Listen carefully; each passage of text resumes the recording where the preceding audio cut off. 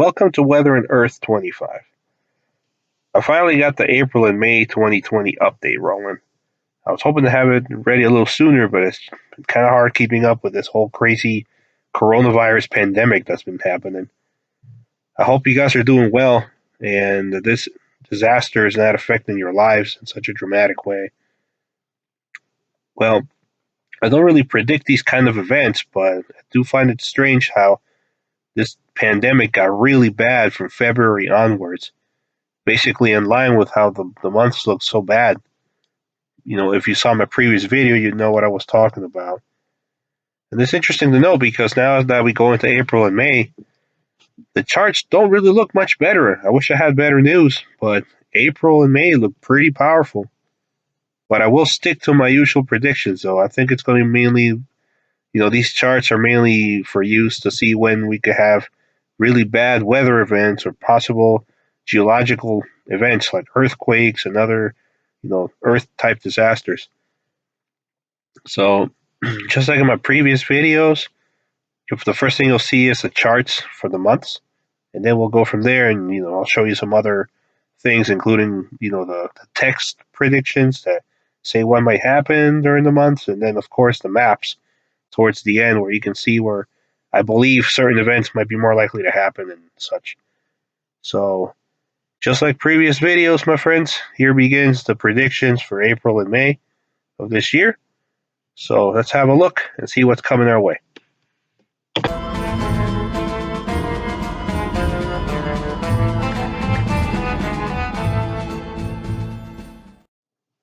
Okay, guys, so this is the astronumerology chart for April 2020. The combination of numerology, Chinese astrology, and a little bit of Western astrology yields us this map. And like in the previous videos, the main takeaway is to look at the yellow-orange line. And just look at how chaotic it is. We have a lot of up and down motion, yet most dates, corresponding to this chart actually stay above the level 6, which is represented by that horizontal gray line, in which most of the yellow-orange line is above it. So basically, that right there shows us our risk periods and the risk dates. So, from April 1st onwards, we did have a peak on the 3rd, but luckily nothing really happened on that day. It is currently April 6th as of this recording.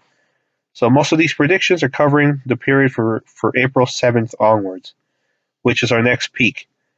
April 7th through the 9th has some sort of natural disaster risk, from the level 0 to the level 11. It ranks at about an 8, going down towards 7 into the April 9th. So it's a fairly strong risk period. We're probably looking at a potential weather event coming around, or possibly even a strong earthquake, mainly on the 7th or the 9th. After that, there's a bit of a break until a much greater rise on 12th April. This is a pretty powerful day, actually, and a very sudden increase from the 11th to the 12th. So we might be talking about a sudden natural disaster taking place on the 12th. Maybe even into the 13th, which is also pretty strong. So my best guess would be probably a major earthquake over magnitude 7, or one that has impacts similar to a magnitude 7 quake.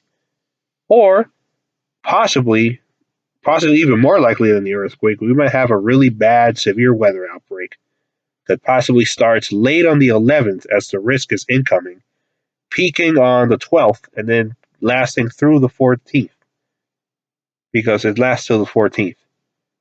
After this strong risk period, it drops off again just a bit, and then it starts rising on April 16th just a little bit before hitting its next maximum on the 18th. This is another good period, or good risk period in this case, for possible weather events such as severe weather and tornadoes, in my opinion. Possible earthquake on the 18th into the 19th of April. A very quick break follows, and then one of the most powerful dates I have seen in a long time. April 21st. Oh, wow. That is an 11 on the scale. That's basically as high as it gets. It's impressive, but in reality, there's not much more difference from an 11 range state and an 8 range state. Basically, anything from 8 and above, you can consider a high risk state. But it will be interesting to see what kind of thing happens on April the 21st when everything comes together to give us the highest risk in this chart. Such a sudden peak from the 20th into the 21st also tells me this could be a very sudden event. So definitely the earthquake risk is through the roof on April 21st. We might be seeing a very large earthquake and possibly a very destructive earthquake on that day. There's also a chance for any other kind of natural disaster that's sudden to strike on April 21st, such as a flash flood, a landslide, or even a very bad tornado outbreak that just takes that day to complete. But as you can see, it doesn't quiet down really much after. It drops a bit into the 22nd and 23rd, but it still is above the gray line. So that whole time is the risk period. It's April 21st through the 23rd. So this is definitely a risky time. And I would say severe weather / tornadoes are also very likely during this period. So earthquakes and severe weather. And then on the 25th, we have another really powerful peak, which scores about 9.5. Virtually almost as bad, if not just as bad as the 21st, really. So here again, we have another great earthquake risk or bad tornado risk. Another sudden natural disaster will likely happen on the 25th. If nothing happens on the 21st, you can probably bet something will happen on the 25th. There's a lot of risk between the 21st and the 25th of April this year. And if that wasn't enough, we have another strong peak on the 27th of April, followed by another peak on the 30th. Both of these dates are single risk dates, and they favor strong earthquakes and severe weather that's sudden, like tornadoes. So yeah, that's how April is looking. It looks pretty powerful, and I think we're going to have a really close eye on a lot of the scenarios at hand, whether they are earthquake scenarios or weather scenarios. This is definitely a month to keep an eye on the sky and watch the weather and not turn our back on nature, especially with other news out there probably distracting us, such as the coronavirus, for instance. Because I think this month will be very eventful. And looks like May might be about the same, unfortunately. Let's go and see what that month's chart looks like. Let's have a look. All right, folks. Now, this is the chart for May 2020. And as you can see, it's another busy looking month. There's a lot of peaks well above the level 6 line, indicating there's a big risk for natural disasters in May as well. And actually, the risk periods seem to be more evenly spread out along the month versus April, which had most of the action during the second half of the month.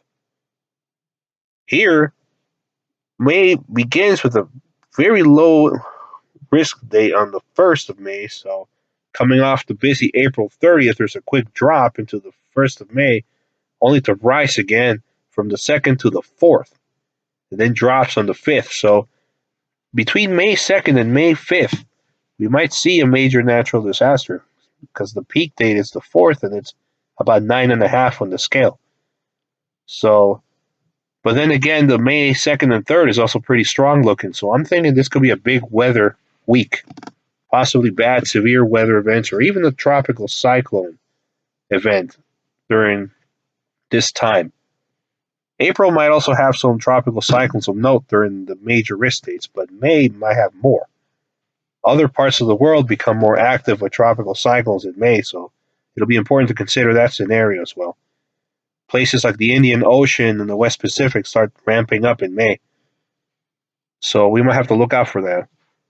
I think May 2nd through the 5th might be a big weather time frame, but we cannot discount the possibility of a large earthquake, maybe from the 4th into the 5th. After that, we have a drop, only to rise again from the 7th into the 8th of the month. And the 8th is fairly strong as well. So I would categorize that period as possibly another earthquake risk time frame or maybe a short-lived severe weather outbreak. After that, we have another break from the 9th into the 10th, and then we rise again from the 11th all the way through the 14th. So it's about a 4-day long risk period. So that's fairly conducive for a longer weather event. So we're probably looking at another probable tropical cyclone or maybe a prolonged severe weather outbreak. But also, we have to watch out during the edge dates, being the beginning and the ending of the period for possible earthquakes. They tend to happen a lot during the beginning and the ending of a joined risk period because that's the time where we see the risk rapidly increase and rapidly decrease.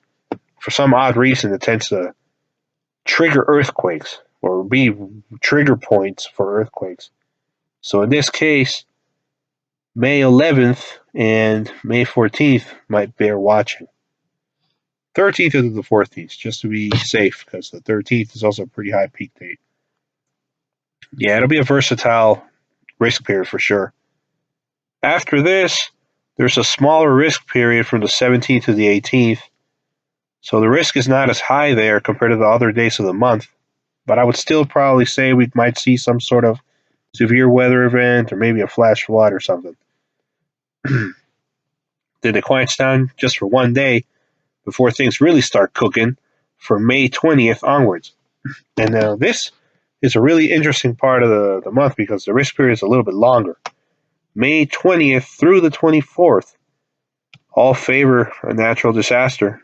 We may be talking about a longer severe weather outbreak or probably even a major flood like a river flood. Definitely cyclones also come to mind. And there's the ever-present earthquake risk, mainly on the 20th and the 22nd of the month. And then maybe around the 24th. There's a small peak from the 26th into the 27th, maybe another earthquake being possible around the 27th mainly. And then there's a bit of calm until the very last day of May, which is the 31st, which is a very powerful day as well. And then the beginning of a brisk period that extends into the beginning of June. So that last day of May might be one to watch for possible tornadoes or maybe an earthquake of large magnitude. Overall, May is looking pretty active as well. Maybe just a little bit less risky than April, but I wouldn't really put my bets on that. I would say both of these months are definitely likely to be above average for natural disasters, unfortunately. Hopefully, luck will be on our side, however, and maybe it won't be as bad as it looks. So, yep, that's how the month of May looks. So, now let's see how all this ties into the predictions for what might be happening during the 2 months. So, you'll see the rest of the predictions after this point, where I try to put everything together and give you guys some scenarios of what could happen during certain parts of the month. And so, and of course, where these events might happen, with my sophisticated risk maps showing parts of the world that might be impacted by certain events, with the main risk states highlighted below. So, I hope you guys find that stuff useful. Just like my previous videos, I'm doing it in the same style, so try to keep it the same way. So yeah, my friends, let's proceed.